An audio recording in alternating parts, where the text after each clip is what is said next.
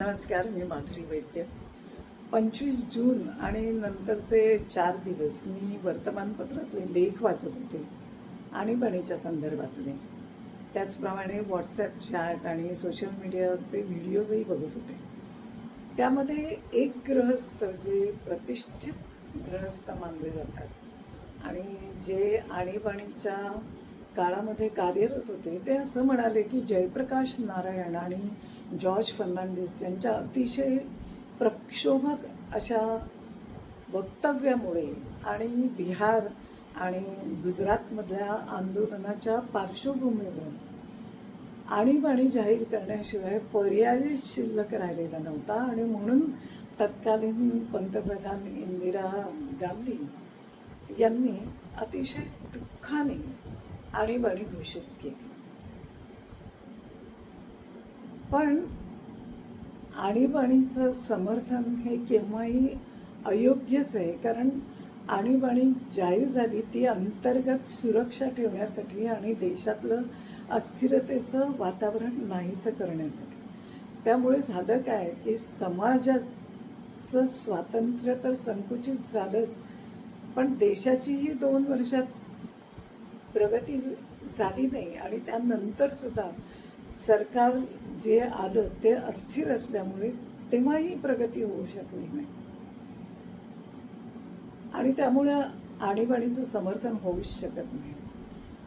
गेली 10-11 वर्ष सुद्धा सतत आंदोलनं होतातच आहे आणि प्रक्षोभक वक्तव्याविषयी तर जेवढं कमी बोलू तेवढं चांगलं, कारण विरोधक राजकीय नेते अतिशय प्रक्षोभक अशी भाषणं करतात सतत आणि त्यामुळे देशाची प्रतिमा सुद्धा जगामध्ये ते खराब करतात, याचं त्यांना भान उरत नाही. आता सध्या काही लोक असं म्हणतात की अघोषित आणीबाणी सध्या सुरू आहे, पण घोषित आणीबाणीमध्ये जो भयंकर प्रकार झाला होता, स्नेहलता रेड्डी नावाच्या एक ॲक्ट्रेस होत्या, कन्नड आणि तेलुगू फिल्ममध्ये काम करणाऱ्या, त्यांना अवॉर्डसुद्धा मिळालं होतं. त्यांना बडोदा डायनामाइट केसमध्ये कोणतीही ऑफिशियल एन्क्वायरी न करता अटक केली गेली. त्या अस्थमॅटिक होत्या, त्यांना मेडिकल ट्रीटमेंट दिली गेली नाही आणि त्या अत्यावस्थ झाल्यावर त्यांना पॅरोलवर सोडण्यात आलं आणि 5च दिवसात त्यांचा मृत्यू झाला. हे झालं आणीबाणीच्या काळातलं. पण आणीबाणी उठल्यानंतरही पुन्हा जेव्हा काँग्रेस सत्तेवर आलं, त्यावेळेला साध्वी प्रज्ञा सिंग यांना मालेगाव प्रकरणात अटक करण्यात आली आणि त्यांचाही असाच अतोनात छळ झाला. फार लांब कशाला, महाराष्ट्रात 2.5 वर्षामध्ये असे घडले ना. केतकी चितळे, जी TV ॲक्ट्रेस आहे, तिने काहीतरी एक पोस्ट फॉरवर्ड केली म्हणून तिला अटक करण्यात आली, तुरुंगात टाकलं तिला. त्याचप्रमाणे एका गृहस्थाला तर एका आमदारांनी मारहाण केल्याचं समजतं. त्या गृहस्थांनी कोर्टात केसही त्या बाबतीतली केलेली आहे. रिपब्लिक भारतचे सर्वेसर्वा अर्णव गोस्वामी यांना तर पोलिसांचा, बंदूकधारी पोलिसांचा ताफाच्या ताफा त्यांच्या घरी जाऊन त्यांना उचलून अगदी काळे पडदे लावलेल्या व्हॅनमध्ये टाकून पोलीस चौकीत नेण्यात आले. मग आता जे अघोषित आणीबाणीबद्दल बोलतायत, त्यांना ही अघोषित आणीबाणी वाटली नव्हती का?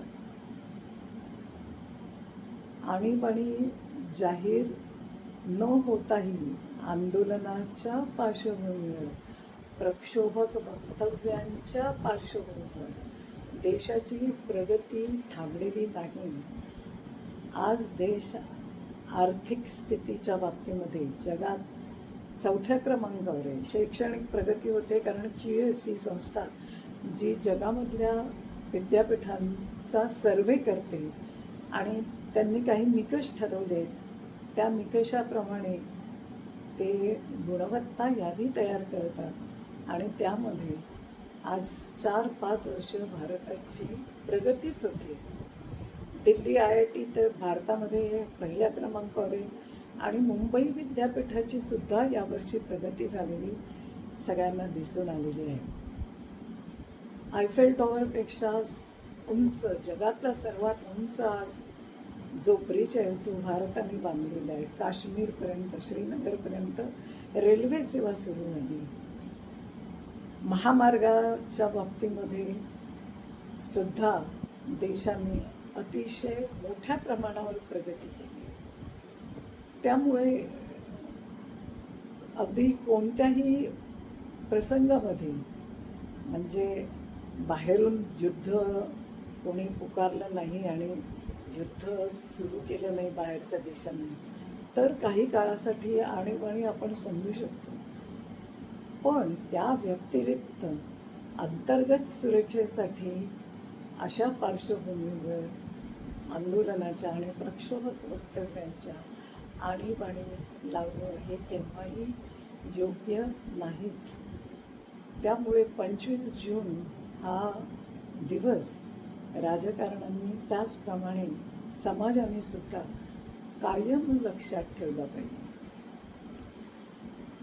समाजाने सुद्धा लोकशाहीचं पालन केलंच पाहिजे. प्रामाणिकपणे मतदान केलं पाहिजे. गुंड प्रवृत्तीचा उमेदवार मग तो कोणत्याही पक्षाचा असून त्याला मत देता कामा नये. रेल्वे एक अहवाल दरवर्षी सादर करते आणि दरवर्षी असं दिसतं की हजारोनी प्रवासी विना तिकीट प्रवास करतात आणि रेल्वे कोटींच्या घरातला दंड वसूल करते. मग हे लोकशाहीसाठी घातक नाही आहे का? समाजाने प्रामाणिक राहिलं पाहिजे आणि राज्यकर्त्यांकडनं प्रामाणिकपणाची अपेक्षा केली पाहिजे. भ्रष्टाचाराच्या विरोधात आपण तेव्हाच आवाज उठवू शकतो जेव्हा आपण स्वतः प्रामाणिक असतो. आणि म्हणूनच हा दिवस सगळ्यांसाठीच लक्षात ठेवण्या योग्य दिवस आहे. त्याचं स्मरण केलंच पाहिजे. आज इथेच थांबूया. पुन्हा भेटूया. व्हिडिओ आवडला तर लाईक करा, शेअर करा, सबस्क्राईब करायला विसरू नका. नमस्कार.